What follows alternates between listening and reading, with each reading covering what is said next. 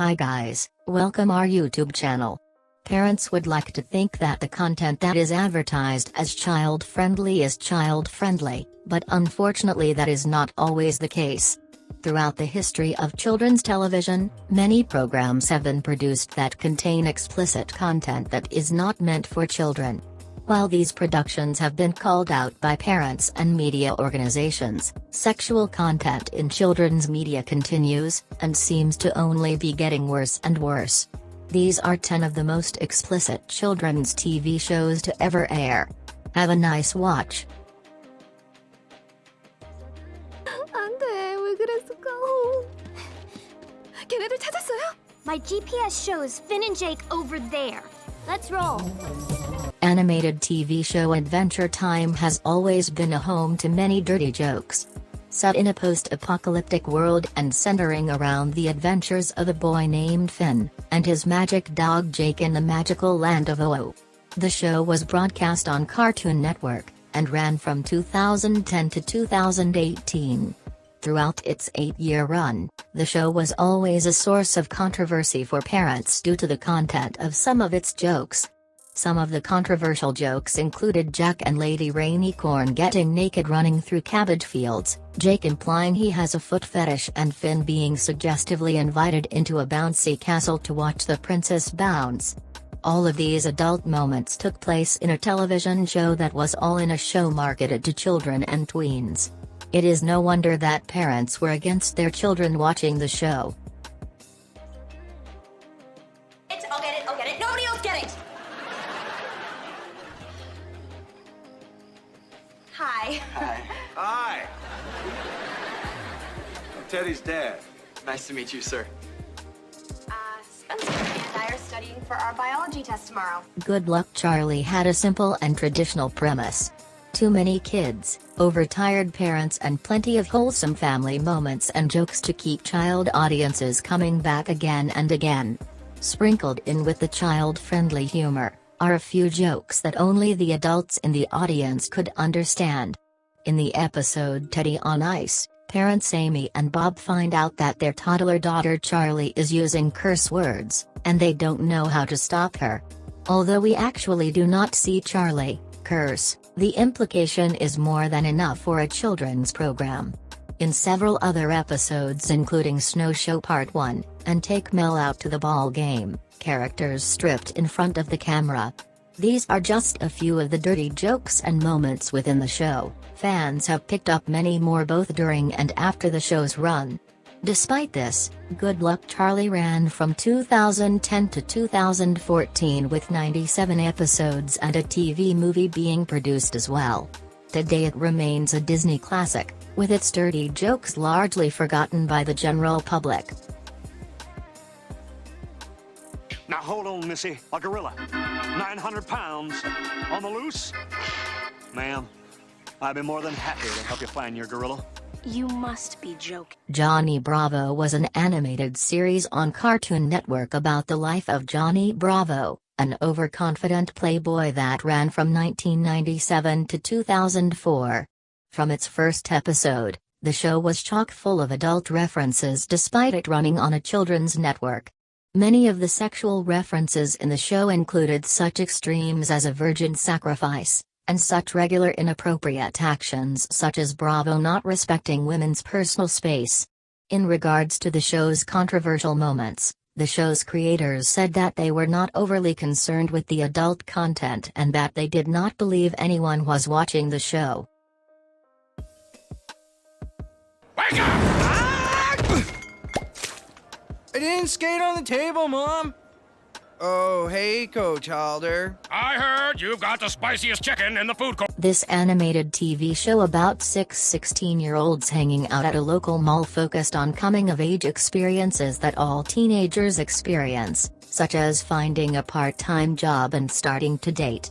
The catch was that these stories were told from a child-friendly perspective, or at least they were meant to be.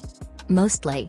Like teens in real life, the animated teens on this show pushed the boundaries of what was appropriate and what is not. The Halloween special Dude of the Living Dead's plot was focused on a peephole in a lingerie store changing room. Another suggestive episode was Overexposed, which featured the characters accidentally and purposely seeing each other naked. Needless to say, plot lines of this nature on a show that was airing on children's television attracted criticism from parents and networks.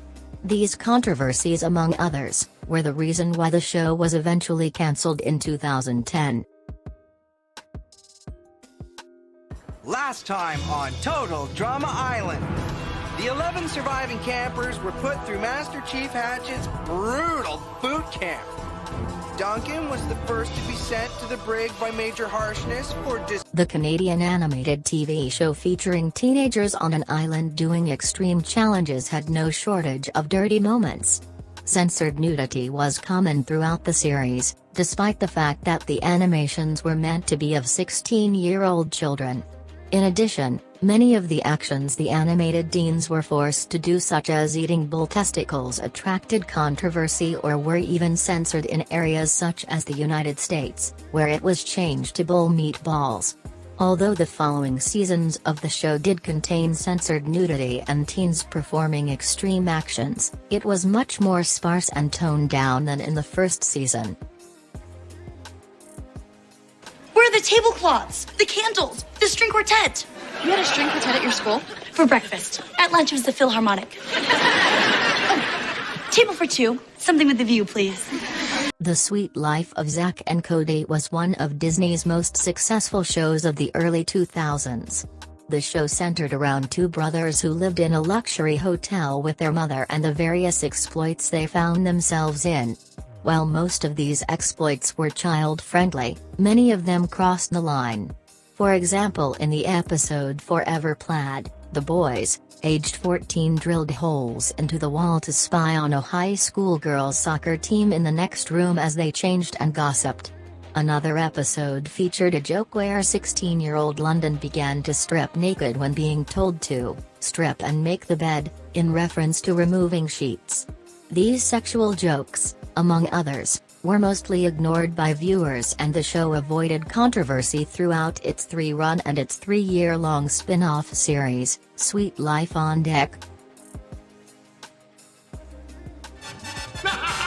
You cannot save them, sponge of mystery. They are trapped by my awesome surface tension. You don't understand. You're my most favorite supervillain. For a show to have been on the air as long as SpongeBob SquarePants, controversy is almost guaranteed. Some of the controversy has surrounded his show includes a virus-themed episode and an episode that conservative groups said promoted homosexuality in children the worst, and arguably most justified of the controversy surrounds the various dirty jokes in the series. In one episode, SpongeBob told Patrick that his genius was showing. In response, Patrick covered his private area, implying he thought SpongeBob had said penis. In another episode, SpongeBob quickly changed the channel on his TV when Gary walked in, saying he was looking for the sports channel, despite him looking intently at the TV. This implies that the images on screen were a form of fish-themed pornography. These moments have drawn the attention of the internet and some parents' groups. Despite this, SpongeBob remains a popular kids' show to this day. So then my dad, who's in the Marine Corps, practically blew his flat top when I told him I was moving to New York. But he chilled when I told him I had a great job. Do you know where I could find a great job? All right. Disney's Jessie, which told the story of a small-town girl who moved to New York to pursue her dreams of acting only to wind up a nanny for one of the city's most elite power couples, did not have an occasional dirty joke which spiraled out of control unlike most of the entries on this list, but seemingly relied on adult humor altogether, despite being a show meant for children. The show's adult humor includes a scene in which an underage Luke, when asked if he had an off switch after making sexually suggestive comments, challenges the adult Jessie to find it, in an obviously suggestive way. In another episode, when they discover the family's pet lizard is pregnant, 10-year-old Ravi remarks that it must have been more than friends with another lizard of the same species that they had encountered in a previous episode, heavily implying sexual relations took place. These blatantly inappropriate moments caught the ire of several parental organizations who demanded that the show be taken off of the air. This fell on deaf ears as the show continued for a run of 98 episodes, one of the longest ever Disney shows, and produced a spin-off series Bunked, which remains on the air today. Quit, Sam!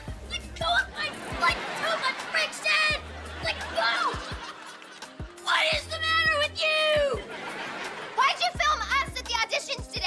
Ever since accusations of abuse and sexual deviancy were leveled against once celebrated Nickelodeon producer Dan Schneider, all of his productions were analyzed under a more critical lens. His particular alleged deviancy was said to be an attraction to underage girls' feet. Some of the content in his shows seems to back this up, with regular gags centered around girls' feet existing across several of Schneider's shows. His most famous show, Nickelodeon's iCarly, received even more scrutiny after star Janiat McCurdy said that she was embarrassed by her acting career, which was mostly spent under Schneider, and acting on iCarly. While she did not go into the particulars about Schneider and the Alaga, and it is true that many scenes in iCarly featured underage actresses' bare feet, said feet being massaged, licked and filmed close up. Controversy surrounding the show continued when Noah Monk, who played Gibby on the original show, sat in and gave his version of events involving Schneider on a podcast shortly after the accusations were made. He said that when he was 15 he didn't notice anything amiss on set, but from an adult perspective he said that there was a lot wrong, but would not elaborate. While iCarly was once an innocent kids show beloved by many, the recent critical analysis of the show darkens what was once a classic children's show of the millennial era. Have you ever said something, like a sentence, and thought to yourself, wow, like, I bet nobody else on earth has ever said those exact words that I just said? That happens to me a lot. So now, just for fun, I'm gonna say 3 sentences that I bet not one person has ever said before. This short-lived iCarly spin-off is not Dan Schneider's most well-known or beloved work, but it is the one in which he most showed his true depravity for the whole world to see. In addition to the foot scenes and allegations of on-set mistreatment from Schneider, what makes this show so perverted is what happened on its Twitter account and how it affected many of the show's fans. In a 2013 tweet made by Schneider, the show's account requested that young fans write. Unfortunately, many young fans followed Schneider's request and sent him photos of their feet with #Sam and Cat Saturday written on them so that they could be retweeted by the show's account. In a 2018 press statement after these allegations, among numerous others, were brought to light, Schneider responded by saying he found children's feet funny, and that the images were not meant to be sexual. Even if this statement were true, Schneider still broke the cardinal rule of internet safety, and requested images of young children through the internet, using his show's Twitter account to do so, much to the dismay of those following the scandal. So while most kids' shows that contain inappropriate content only last 20 minutes with easily reversible damage, but Sam and Cat caused negative effects on its following that could last forever.